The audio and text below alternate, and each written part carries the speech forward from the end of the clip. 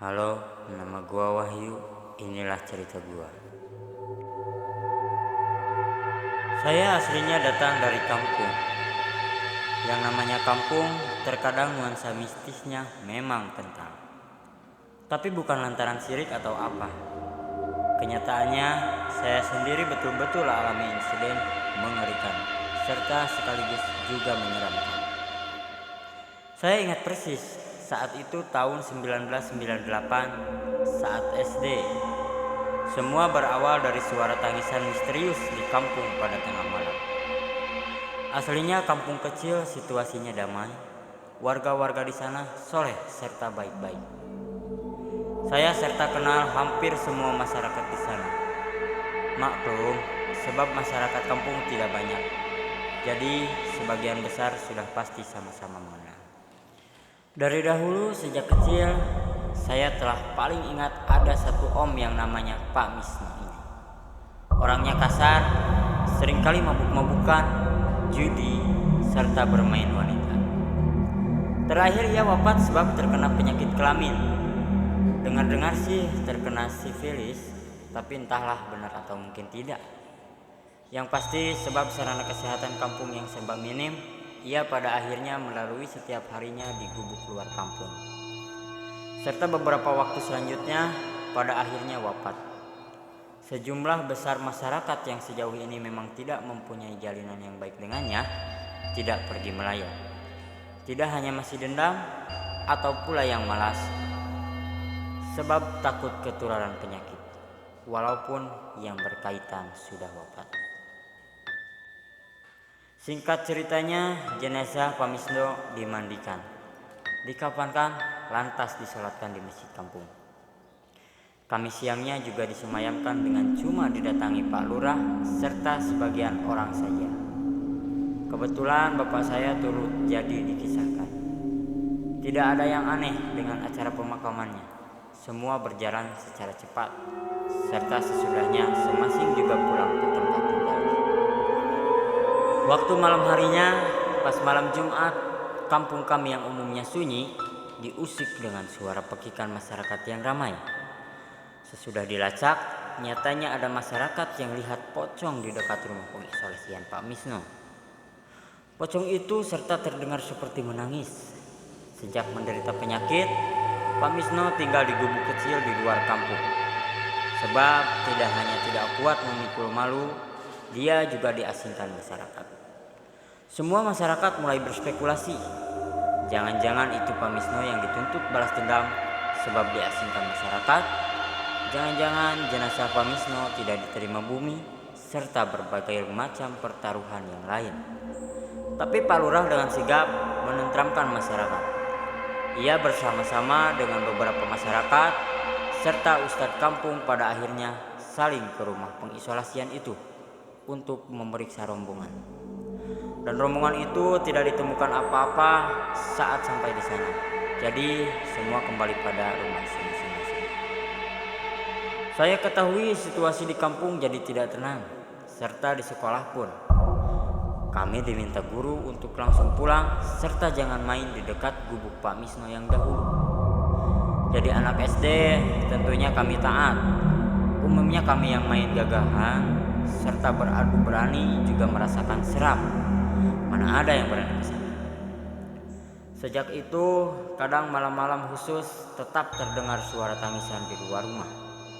Saya masih kecil waktu itu, tidak berani melihat. Bapak hanya memerintah saya tidur saja. Tuturnya itu cuma suara binatang, jadi tak perlu takut. Tapi saya ragu, suara binatang apa yang seperti tangisan. Terakhir frekuensi tangisan ini makin sering kali serta benar-benar menggelisahkan.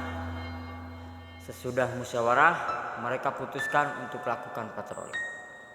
Malam itu juga, serta beberapa masyarakat menjelaskan akan coba tangkap hantunya, yaitu hantu pocong yang menangis itu.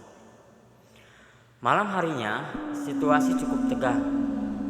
Bapak bersama dengan tetangga keluar serta memberi pesan ke ibu serta saya untuk masih di dalam rumah.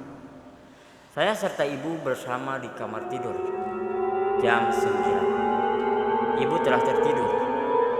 Seputar jam 10 malam, rasa penasaranku ada. Saya ingin sekali lihat bagaimana orang dewasa tangkap pocong menangis peneror masyarakat kampung. Jadi saya nekat keluar lewat jendela kamarku, lantas mengendap-endap cukup jauh dari rumah. Telah cukup jauh dari rumah, waktu lihat kiri kanan, nyatanya tidak ada seseorang juga. Kemana ya mereka? Tidakkah mereka melakukan patroli serta memburu pocong? Saya juga berjalan lebih ke depan, lihat ada orang atau mungkin tidak. Makin lama saya makin menjauh dari rumah. Saya pikir sebab mereka memburu pocong, jadi sebaiknya mereka pergi ke rumah Pak Misnu. Jadi saya juga ke sana dengan lari maklum. Rasa-rasanya seram. Mana keadaan jalan kampung yang gelap serta pencahayaan cuma dari bulan saja. Jadi pinginnya secepatnya sampai sana. Dan sesampainya dari sana, napas saya ngos-ngosan sebab lari cukup jauh tiada henti. Belum usai ngatur napas, saya terkesima. Gubuk di sana sepi, gelap, tanpa ada sinar lampu serta tanpa ada sebatang hidup manusia di sana. Jadi kemana semua? Belum usai saya berpikir, tiba-tiba suara isyarat tangis terdengar dari samping saya. Perlahan saya melihat kepala kesumber suara itu.